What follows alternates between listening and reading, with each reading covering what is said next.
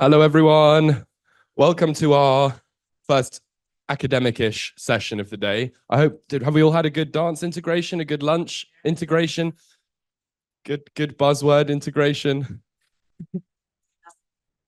Yeah, exactly. We'll be permanently integrating until there's nothing left to integrate. So this session is about community integration, the practice of integration.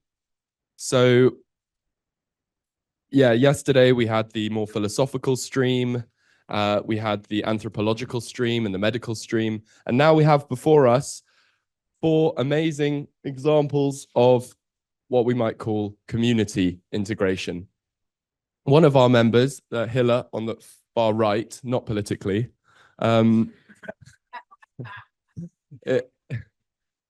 sorry? Far left. Yeah, you're far left, actually. That's a good point. Thank you. Sorry, I'm dyslexic. So Hilla has kindly agreed to step in, absent Danny Nemu, who has had to step out for personal reasons. He was going to talk about Santo Daime and the practice of integration in that, how we integrate our bodies in dance. So Hilla is kindly here as a media mogul, aren't you? Yeah. Hilla works for Psychedelics Today and leads a psychedelic education program called Vital. But I will give how this is gonna work is we're actually running, as you can see, 9 minutes late, and Hilla has a slightly shorter presentation than Danny was going to give. So we are going to try and end at, someone tell me the official time, 2:30. We will be able to do that. But firstly, we've got 15-20 minutes from our Exeter community integrators here, Rennie and Eirini, whom I will introduce. Then Susanna Darling-Khan is going to give another little spiel. And then Hilla's going to give a mini spiel. Thank you, Hilla. And we're going to have a much longer kind of panel discussion this time. Are we all with me? Cool. I think I am too, just about. So, without further ado, I will introduce our first 2 contributors. So, to my far left, though not politically, Rennie is a psychologist interested in the transformative and therapeutic potential of psychedelic experiences and other states of consciousness, and in particular, how experiences inform beliefs and Jungian frameworks. Rennie's a researcher, lecturer, and co-founder, most relevantly for this, of a holistic integration community group, some of you of whom came to a couple of days ago, in fact.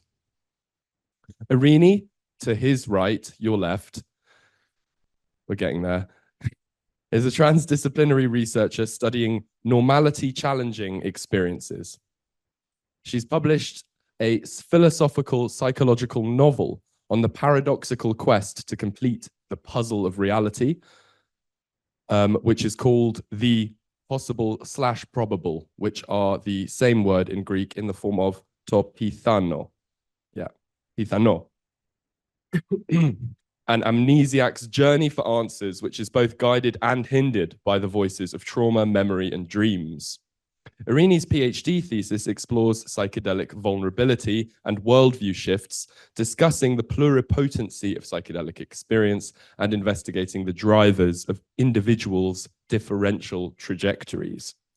Over the last 3 years, Eirini has coordinated the Exeter Transdisciplinary Psychedelic Colloquium, a lot of the talks of which are online. Do check us out. Mini plug, and now I've lost my place through the mini plug. And she has also created and hosted the Transdisciplinary Consciousness Converses discussion series for ERCs with Johanna Sopanen, who is our final speaker, and the Psychedelic Mayhem event at Exeter's Phoenix Theatre with myself, intersecting poetry, performance, art, and research. These events sparked connections and the weaving of a broader community of practice.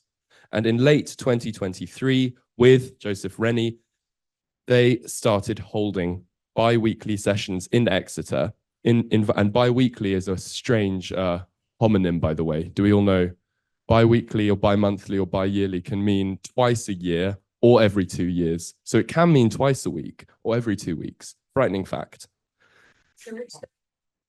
In this case, it's every 2 weeks. I was going to leave you in the pluripotent realm.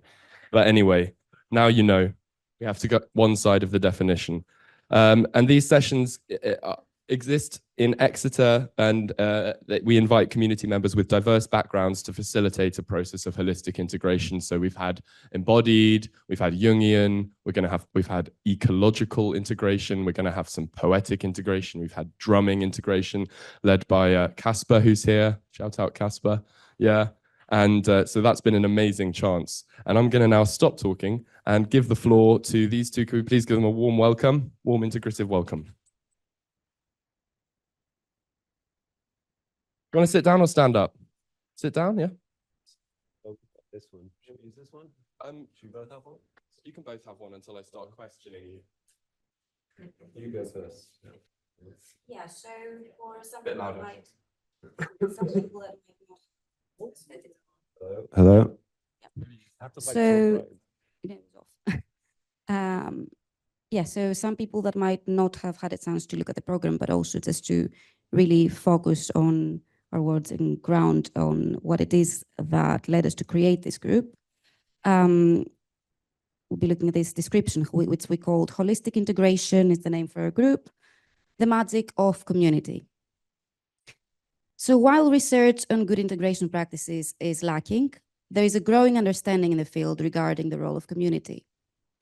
A few recent studies point to the value of having spaces to share psychedelic experiences, including a recent study with the Challenging Psychedelic Experiences project, where we saw that people needed to ground both in terms of embodiment, but also having to ground through their social normalization. So we have realized this through several personal discussions though in Exeter. As the academic research grew over recent years, so did a local community of people interested in psychedelic experiences. Many found value in university talks like the colloquium Mark mentioned, yet this always felt confined in academic language.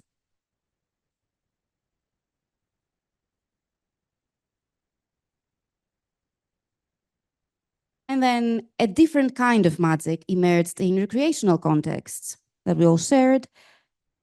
But still, we came to realize that we had no bridging space to make sense of our experiences organically and with others.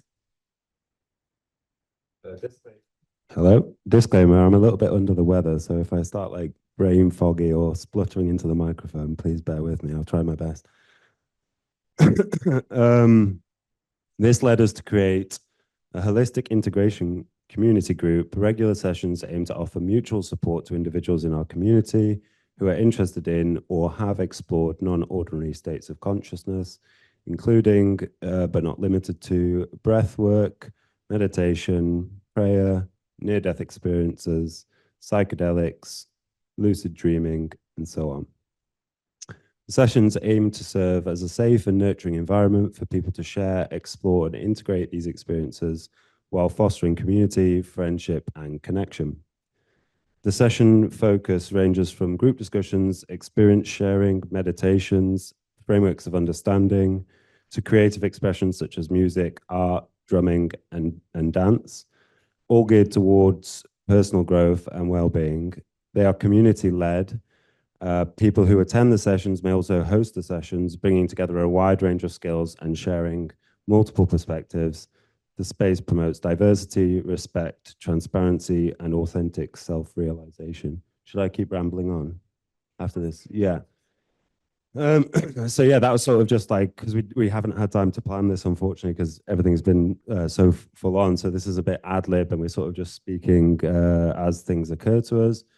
So yeah, I guess I'll maybe touch a bit more on this community-led aspect. So it feels a little bit, I don't know, in my mind to say that like we are integrators, I suppose, because the way we see it is everyone's kind of an expert or an integrator of their own experience. And so like we kind of really value the aspect of like, one thing we noticed about the psychedelics colloquium and about the psychedelics community in general is it's like a real mix of characters that are all from different walks of life, different backgrounds, different beliefs, and they all come together in this space. You know, we don't always agree with one another. Hopefully most of the time it's respectful disagreement.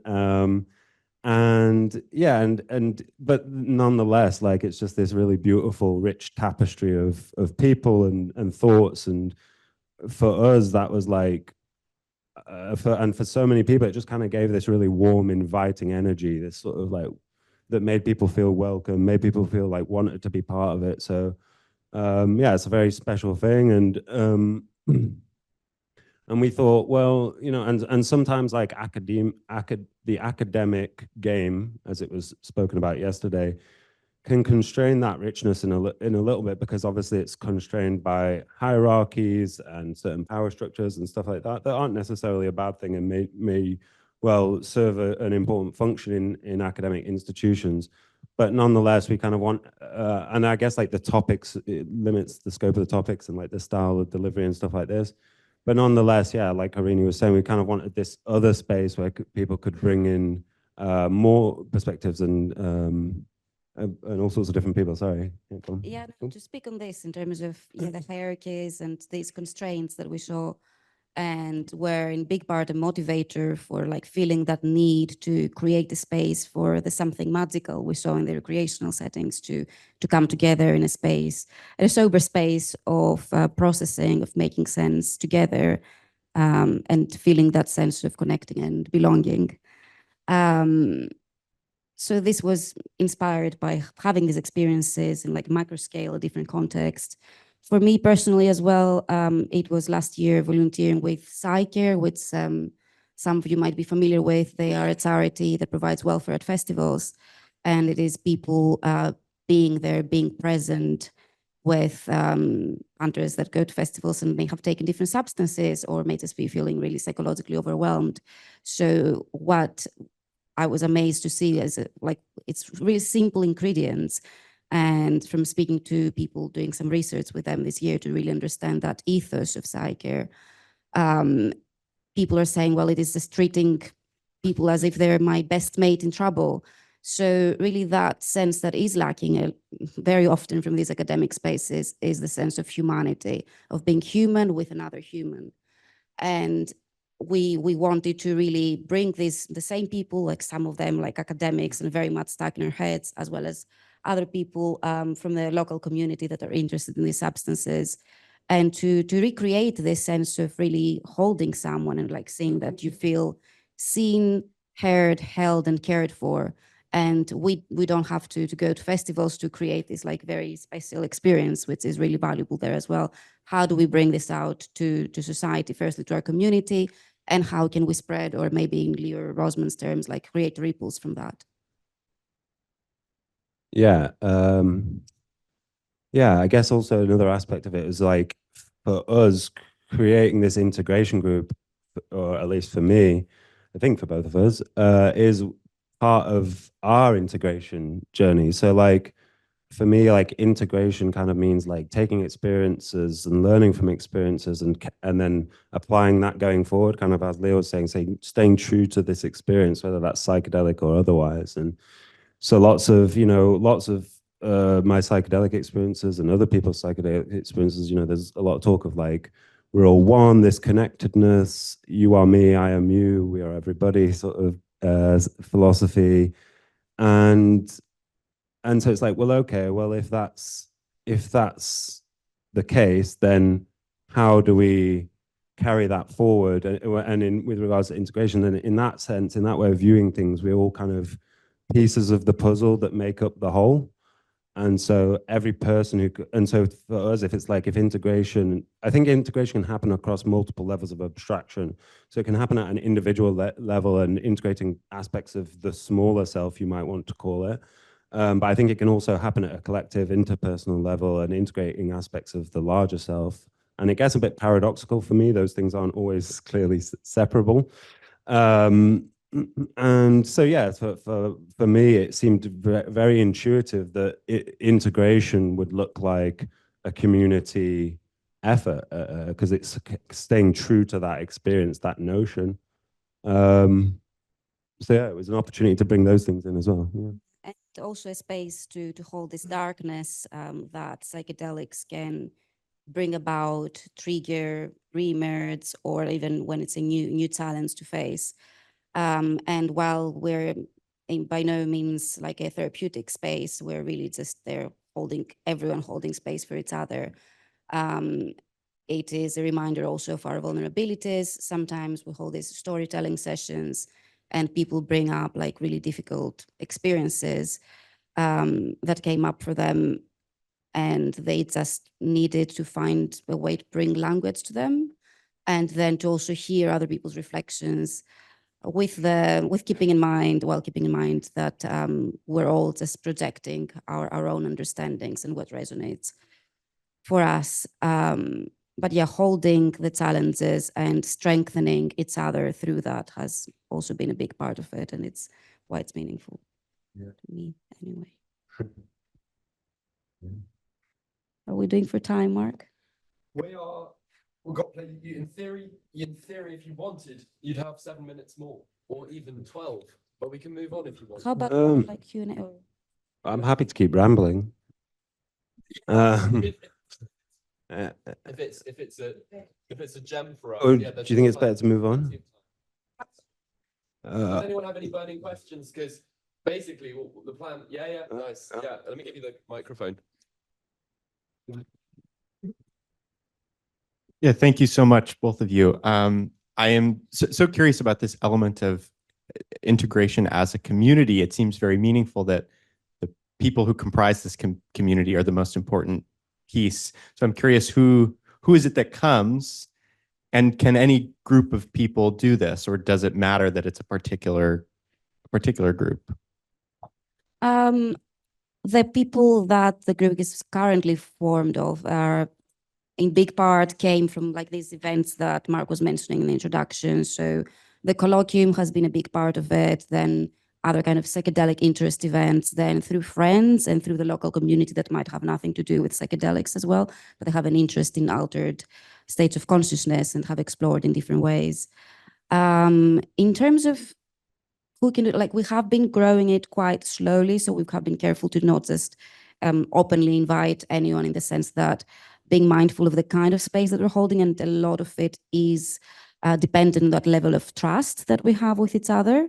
And as Rennie mentioned, we have had like conflicts as well that emerged, and then that has been also a beautiful experience to see that we're able to hold that conflict, and for the people to come together and say, this was what triggered me, and discuss that. So if you do open a very big group with people that you don't really know and understand well, that increases that sense of conflict that you don't necessarily have the capacity to hold. But yeah, in terms of who can create that such a group, I think like any community that has an interest for like shared processing and connecting. So the demographic is not just academics, not just Gownies, but Townies as well, right? So we have artists, we have a pharmacist, don't we? We have people in hospitality, just local people that we know as well. Another aspect that kind of ties into this community aspect that just occurred to me as well. So like, I can't remember who mentioned it. Maybe a couple of people mentioned it. Oh, and on that note as well, like, thank you so much to everyone who's gone before us. Like, so much of what was said resonated with us, and because and made us feel like, I guess, validated in some ways that this wasn't just an insane thing to do. But yeah, someone mentioned this aspect of like power, and if you are, I guess, either holding space or you are leading in integration sessions, then that comes with it some kind of power dynamic there. And I think like having it in a community-led fashion, where the members who are attending are also leading, and everyone's taking it in turns and doing it in this community fashion. Obviously, if they want to, no one's forced to. I think it like really does a good place of displacing that, because it's not like, oh, here's like my ontological framework, here's my way of understanding this experience, or like, it's like kind of like, oh, like this is how I see it, this is how you see it, this is what I found useful for integration, this is what you found useful. And a lot of the time it's just people being people and doing some fun things, I guess, as well.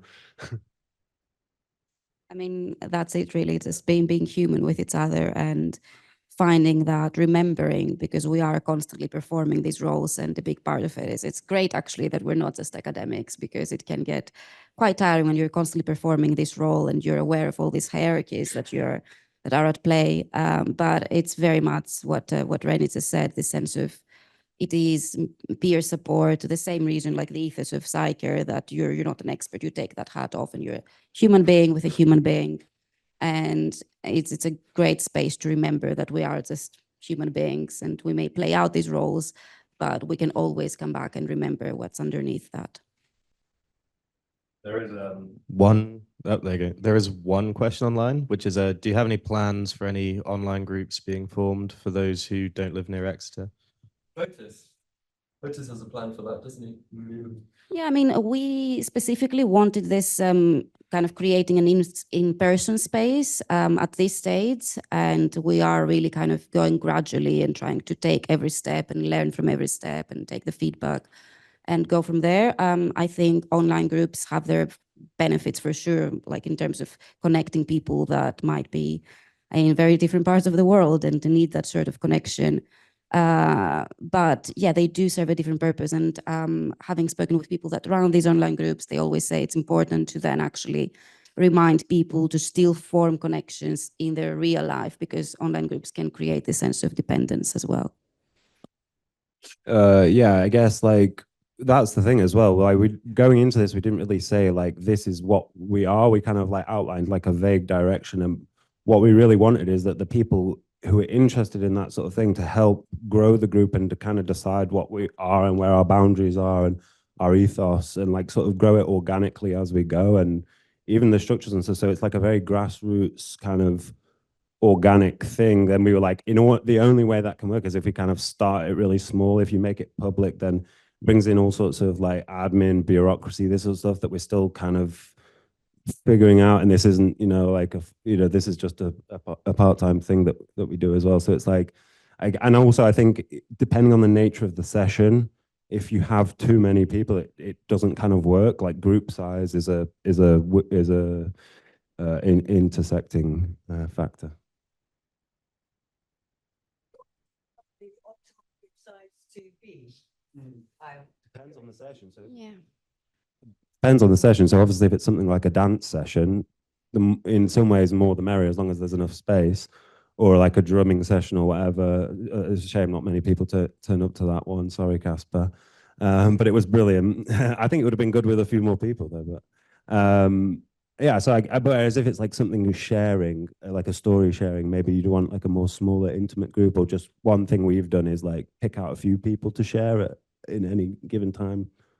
Yeah, I think there's a question up there. So we'll have one more question and then we'll move to Susanna's talk. Yeah, please. I think it may well have kind of been answered in that kind of those last two questions combined, really. I'm intrigued. I've attended some of the colloquiums and I found them really interesting, and the diversity of kind of input from all different aspects of understanding I always found really interesting. The way you're kind of describing it sounds like a community that's partially formed through that, but partially people you know that have got like and similar interests. I'm curious really where it sits between a friendly group discussion, a psychedelically focused, potentially, philosophical debate around what those experiences mean. Does it sit between those two things? Because when you're describing it, that's kind of how it feels, but I'm just curious.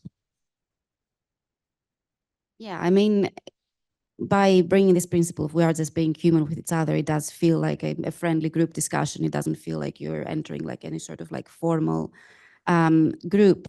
But when we return to how you started this in terms of bringing people with very different perspectives, and I think that is a great strength that we come together. And in terms of like the political jokes that Mark was saying, from having like very different views in certain matters and learning to navigate and actually find what is in common that we're all looking at there, and appreciating and really kind of learning and seeing through the story of where that person is coming from, because they disagree with you because they are at a very different point on that spectrum of understanding and in their own journey as well.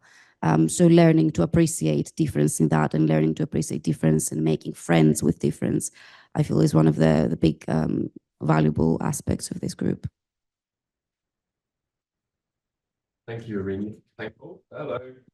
Thank you, Eirini. Thank you, Rennie. Thank you, Eirini. Thank you, Rennie. There was a poetry competition in 1968, and the poem that won was really simple. It just went like this. Mind, how you go?